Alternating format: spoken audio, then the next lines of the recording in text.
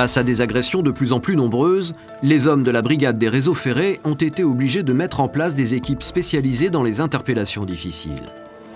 Depuis bientôt 10 ans, les unités d'appui des réseaux, les UAR, interviennent partout dans les transports en commun en Île-de-France. Elles sont composées de 80 policiers qui peuvent travailler soit en tenue, soit en civil, en fonction des missions.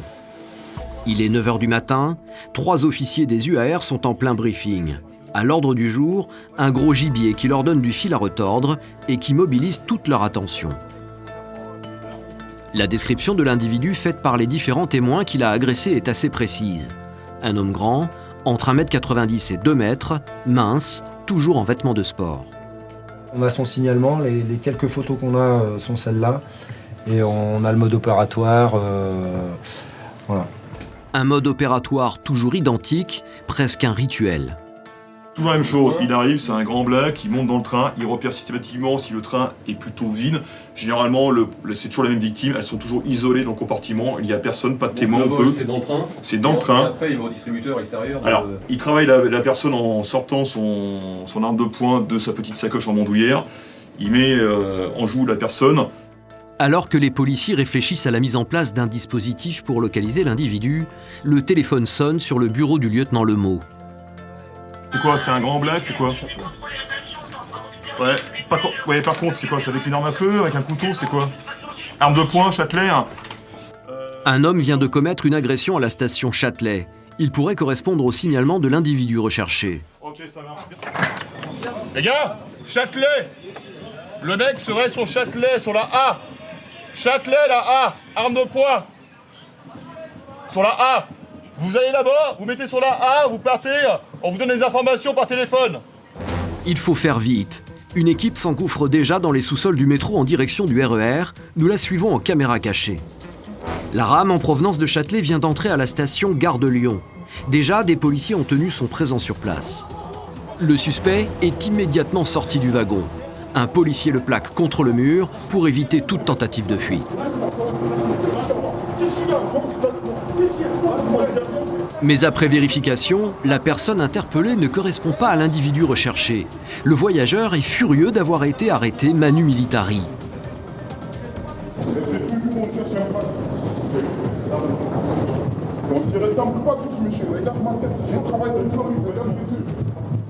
Ça m'arrive tout le temps. Ça m'arrive tout le temps de me faire contrôler. Mais vous avez vu comment il a fait, monsieur? Vous ne savez pas pourquoi on est là. Je sais que vous n'êtes pas là pour rien. Ça, je le sais. Mais ça va, monsieur, je vous invite à prendre votre train. Ça va bien se passer. Je vous faites votre train. Entre-temps, le service a pu récupérer les images de l'agression prises par les caméras de la SNCF. Les policiers se rendent dans un bureau de la BRF pour obtenir une description précise de l'agresseur. Sur une première vidéo, on voit très nettement la victime remonter du RER par les escalators.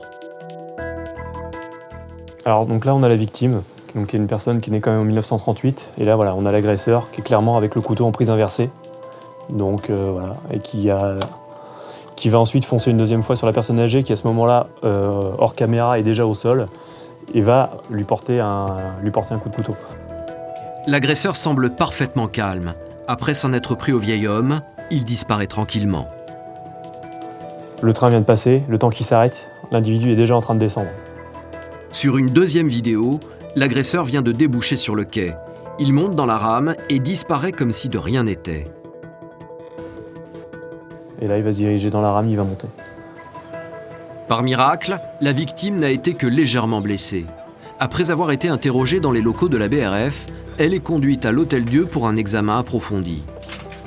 Je cherchais pour prendre la ligne 1. Pour aller au bazar de l'hôtel de ville. J'ai été bousculé, le monsieur est arrivé par derrière, il m'a bousculé. Après, je suis tombé, bien sûr, puisque je ne m'y attendais pas. Et il m'a menacé avec un couteau. Il a levé le couteau comme ça, il m'a menacé. Vous avez frappé sans aucune raison? Sans aucune raison, il ne m'a pas posé rien du tout. Donc c'était même pas pour vous voler? Non. Il voulait sûrement me tuer, c'est tout. Et il a pris la fuite? Il a pris la fuite. Depuis cette affaire, l'agresseur n'a pas fait reparler de lui. Pour les policiers, il s'agirait d'un déséquilibré qui opérerait toujours en état de crise. Malgré son signalement, les hommes de la BRF n'ont toujours pas réussi à le localiser. Mais la journée n'est pas terminée pour les équipes de l'UAR. Les 3 fonctionnaires sont déjà repartis sur le terrain. Et vous allez voir que leur travail n'est pas seulement basé sur la filature et le flagrant délit, mais aussi sur l'observation et la mémorisation des visages. Et justement, ils viennent de repérer 3 jeunes pickpockets à la station de métro Barbès.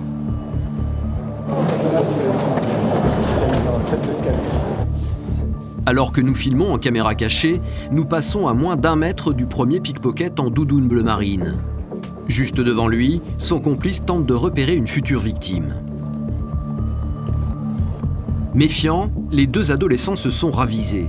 L'un d'eux s'est assis sur un banc et semble regarder s'il n'est pas suivi. Pour ne pas être repérés, les 3 policiers sont montés dans la rame séparément. Ils attendent la fermeture des portes tout en continuant à repérer leur cible. Mais au lieu de monter dans le train, les pickpockets décident de quitter le quai. Ils se dirigent vers la sortie. Les policiers ont juste le temps de descendre de la rame pour ne pas les perdre de vue. La filature se poursuit dans les rues du 18e arrondissement. Mais au bout de quelques minutes, les jeunes voleurs s'engouffrent dans une rue piétonne et disparaissent parmi la foule. Les policiers décident de laisser tomber la filature et de reprendre leur patrouille dans les transports. Il est 18h, 4 heures ont passé. Avant leur retour au quartier général, les policiers effectuent un dernier repérage à la gare du Nord. Leur intuition va se révéler payante. Les jeunes pickpockets qu'ils avaient suivis dans la matinée ont refait surface. Vous vous souvenez des 3 qu'on a fait que dans la goutte d'or et tout ça? C'est vrai? C'est vrai. D'accord, bon, c'est eux. C'est eux. Les 3 jeunes en question sont en plein travail. Ils viennent de dérober le téléphone portable d'une jeune femme. Les policiers décident de les interpeller.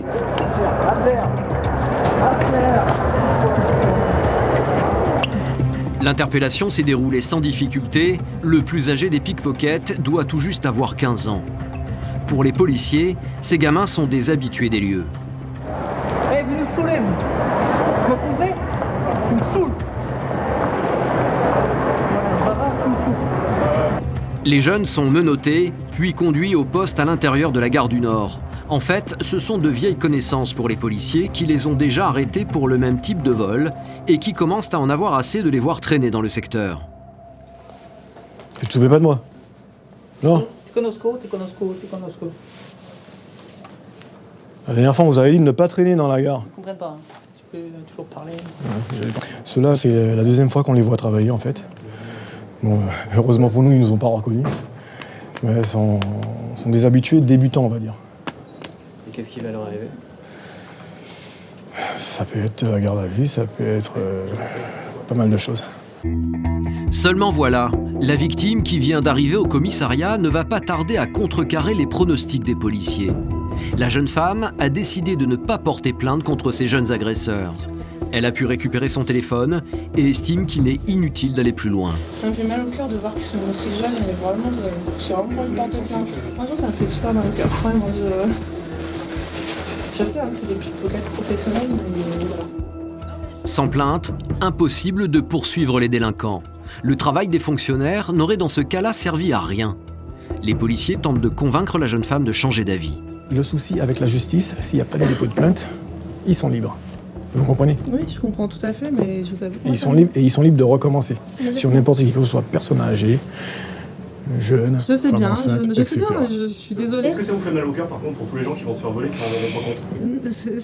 Franchement, j'y pense pas. Mais... mais non, mais attendez, on va pas commencer. Désolée, hein, mais c'est... Voilà, c'est... Comme vous voulez. Et bon. Les policiers n'ont pas d'autre choix que de prendre en compte la décision de la victime. Une décision confirmée par leur hiérarchie qui les contacte par téléphone. Chapeau, on les relâche. Ok, bon. Même si nous, on a vu toute la scène. Bon, écoute. C'est pas grave. Ça va. Allez. Décision finale? On est dégoûté, obligé de relâcher les individus vu que la victime n'a pas souhaité déposer plainte. Pas de dépôt de plainte, donc pas d'interpellation. On les relâche. Donc là, ils vont partir. Là, ils vont repartir voler, réussir de voler sur une victime qui s'en apercevra pas et qui, elle, sera bien malheureuse qu'ils aient pas été interpellés plus tôt, parce que ça leur aura évité de revoler un téléphone ou un portefeuille ou autre chose. Voilà. grâce à des gens qui ont des cas de conscience pour des jeunes qui passent leur journée à voler, mais bref, on s'est penché sur le sujet. Les policiers n'ont plus qu'à retirer les menottes des 3 adolescents et à les laisser repartir après une sévère mise en garde. Bon, allez, ces messieurs sont libres. Non. Un par un. Hé, regarde-moi bien. La sortie, là-bas, dehors. Salida. Tout droit. Abattue, l'équipe de l'UAR sait pourtant qu'elle ne doit pas renoncer et qu'il lui faut repartir sur le terrain.